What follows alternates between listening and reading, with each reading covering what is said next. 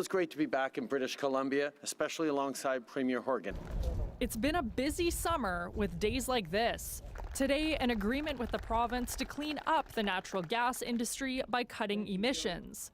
What this means is that we're taking another major step forward in the fight against climate change and for clean economic growth to create good middle-class jobs. This agreement with the provincial government says it will consider $680 million in near-term electrification projects for possible funding. Trudeau and his ministers have been no strangers to BC this summer, announcing tens of millions of dollars in funding for everything from new Coast Guard ships, salmon habitat restoration, and a storytelling centre in Vancouver's Chinatown.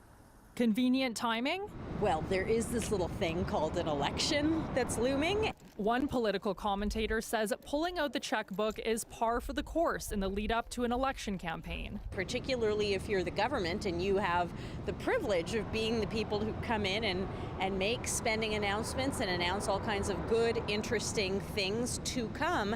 Of course, it's a way to sweeten the pot. Something the Prime Minister was asked about in Surrey. Mr. Trudeau, where's all that money coming from? We made a decision and a promise to Canadians that we would invest.